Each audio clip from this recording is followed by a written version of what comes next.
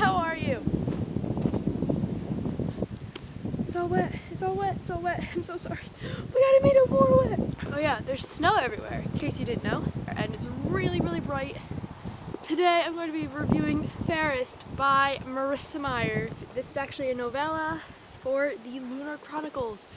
And it's a prologue, basically explaining Queen Levana's life, kind of, and how she got to where she is now. Where's all the snow coming from? Like many other people, the first half of this video is going to be spoiler free, and the second half is going to be me discussing the book because I really want to talk about it. So if you haven't read the Lunar Chronicles, then I suggest you go to Barnes & Noble or go to your local bookstore and read that right now, like now, because it's worth it. And then you can read this, which is a novella, and I'm making no sense, but I'm freezing. I mean, you probably shouldn't watch this if you haven't read the Lunar Chronicles. Word of advice, if you have read the Lunar Chronicles and you haven't read this yet, I honestly really recommend it. I've never been one for prologues, but I really, really liked this. It was so cool to get to see Levana in a different light and kind of see how she got to where she is and what made her so mean and cutthroat, and like, where is it coming from? You can actually slowly see her transition from nice innocent girl to ruthless queen. Really obvious, the transition, but it's not too obvious. Does that make any sense? All the stuff they mention about her in the Lunar Chronicles, that Marissa Meyer mentions about her in the Lunar Chronicles, takes place in this book. Like, it all comes in with this book, which I was really hoping for, and it does, like setting Celine on fire and killing her husband, like everything, it's all in this book, which is great. There's not much else to say about it because it is a novella, and you know, it's actually only like 200 pages. But the best part that I did not know is that there are 3 chapters from Winter in the back. And I didn't know that, so I got to the back and I was like, whoa, I'm so excited. And Winter is really good. 3 chapters in. So if you haven't read this book, then go read it and come back and talk about it with me. Yay, bye.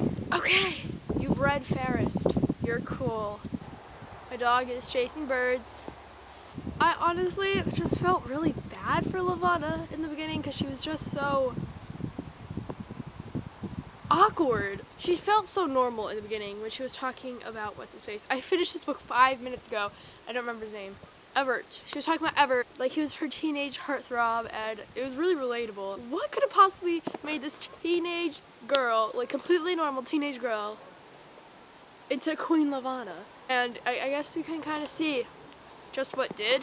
I think Everett is a really big way for Marissa to show the transition from Levana becoming insane and evil. I feel like if he weren't in the book, or he weren't part of Levana's story, then the transition from her fatal flaw, it wouldn't be as good. There wouldn't be like the normal person next to her to kind of show how they kept going forward and she kind of went down.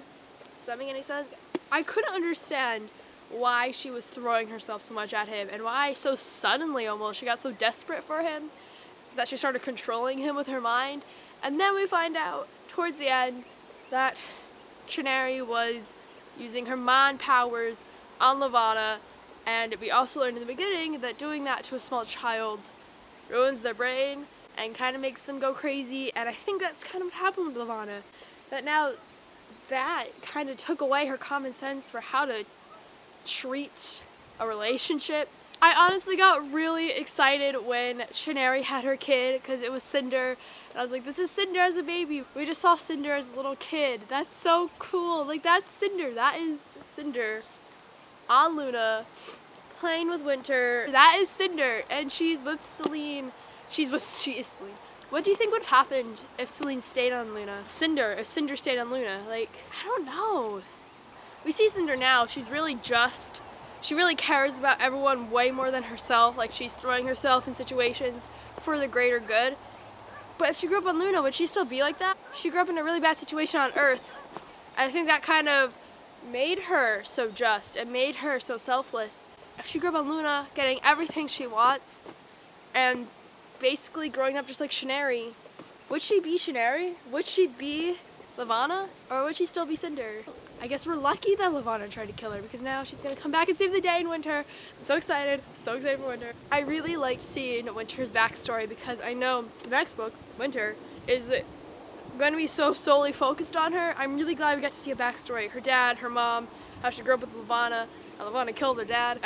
I like how we got to see her backstory, see her as a little kid, and just know more about her now than we would have just going into Winter. I'm personally really happy that I get to see the backstory of all these people, so now I can look at them not only in a different light, but I know more about them. I know what to expect from them more, I guess. My favorite thing about all these books is definitely how everything just ties in so well. It's so weird to see, like, Lavana was so much better than her sister. She was... Alright, Harrison is getting wet. Gotta wrap this up. She was so much better than her sister. I think if she didn't go through what her sister put her through, what Everett put her through, that was kind of her own fault. That was entirely her own fault. You know, all that stuff, I think she would have been a good queen. But I honestly think that most of that may actually be what Shadari did to her with the fire and the manipulation. I honestly feel like her burning her niece really had to do with her being burned as a child too. I don't think it was just that she suddenly got this idea, hey, let me burn my niece to death. I think there was some subconscious thing going on with her being burned as a little kid to Celine now being burned as a little kid. Now we get to see more her reasoning for killing her husband and for trying to kill Celine. Not so much Celine, it was basically the same thing we'd always heard, but killing her husband we now have more of a reason for. We kind of see how much she did regret it and how much she really did love him. But like, I think it was that kind of psychopath love where she thinks she loves him, but she really doesn't.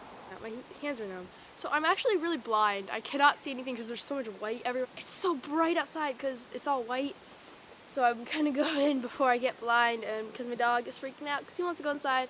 But I really did like Fairest. I'm so excited for Winter. This is my favorite series and it's coming to a close. I have really high expectations for the last book. It's going to be so action-packed. And Cinder and Kai are going to get together. I know it. Excited. Winter. It's going to be Winter. It's going to be awesome. And yeah. Thank you for watching. Bye! Can you see me? Can you see me? See me? Sorry if you can't see me. Is that in the way? I don't know. Is that in the way? What is in the way and what is not in the way?